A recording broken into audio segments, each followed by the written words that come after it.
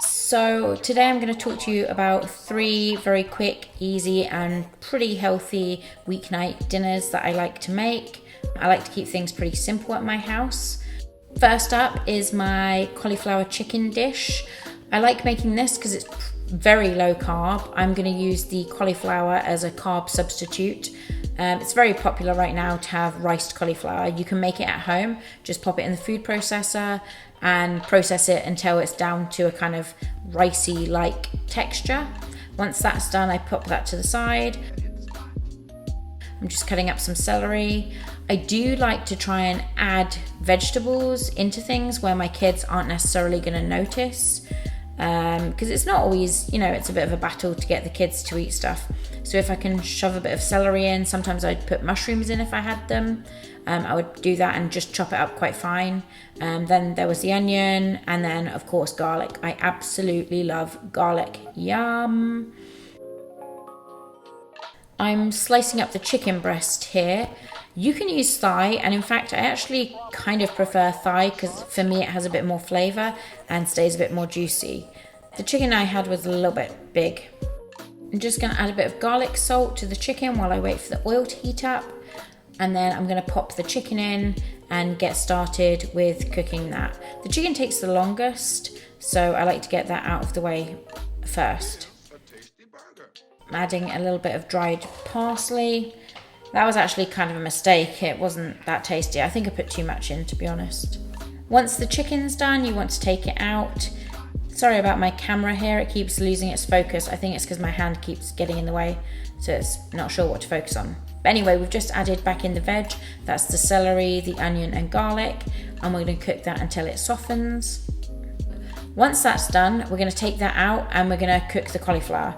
So I pop the cauliflower in. I might add a little bit of water and then pop the lid on so it can steam. Once the cauliflower's done, just give it a little stir, and then I'm going to add in a bit of chicken bouillon to give it a bit more flavour. And then we're going to just add back in the veg and mix that all up and add the chicken back in as well. And give that a little mix. Now we're going to make this taste really nice by adding some cream.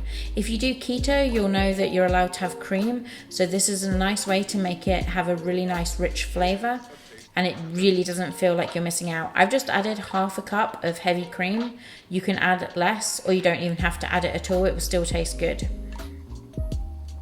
And just give it a stir, and voila, it's ready to serve up. And then I just add a little bit of fresh parsley for garnish on top.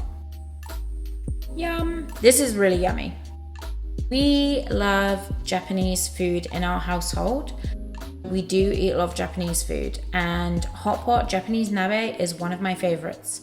So I'm just popping on the rice to cook in my machine. I love my rice cooker. We use it really, really frequently. Sorry, the lighting's a bit blown out here, but this is just all the veg we've got. I've got onions, tofu, carrots, cauliflower, sausages. These sausages, oh my gosh, I love them. Mushrooms and broccoli that we are going to pop in the hot pot once it is ready. So this is everything I just prepared earlier, and it's going to be so yum. I like to make sure we have a bit of a variety of veg, so that's why I do each of these. These are the sausages that I like to buy, and they're absolutely yummy. They're our favourite kind of fully cooked sausage, and I always get them. We get them from the Japanese shop.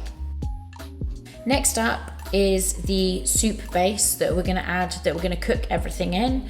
This is the chanko nabe soup base. Chanko is actually the type of hot pot that the sumo wrestlers, that's why they've got a sumo wrestler up in the corner.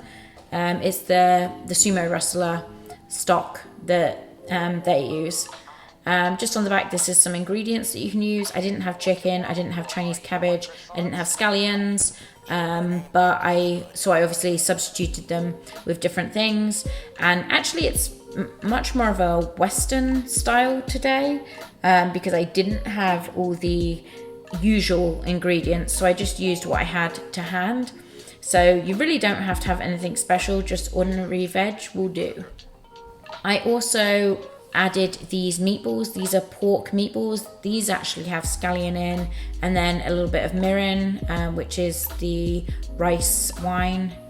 So what you want to do is add your soup stock to your hot pot. If you don't have a hot pot like this, you can do it on the stove. You're just not going to be able to eat it family style.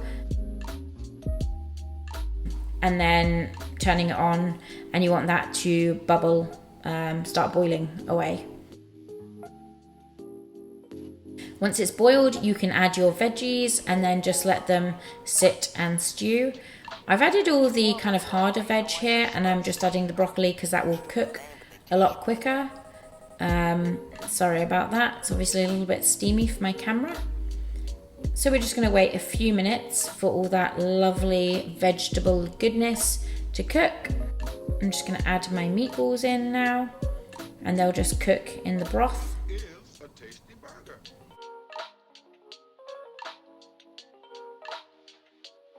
Here we go, absolutely delicious. It's all cooked now, and the veggies will have actually absorbed the flavour from the broth. So it's going to be really, really tasty. I love hot pot.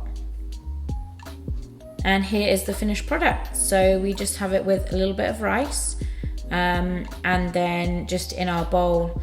Obviously that is not just what I ate. I ate a lot more than that. I ate way more veg and had seconds, but that's just to give you a general idea of what it all looks like overall.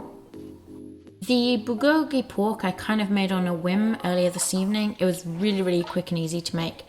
I had spinach, cooked that, and added just some kind of flavoured soy sauce and some sesame seeds. We obviously then had rice, and the bulgogi, I just had the ingredients to hand, marinated them, popped them in the fridge. All very healthy, pretty low carb. It was delicious. I hope you enjoyed looking at the food I make. Give me a thumbs up and subscribe.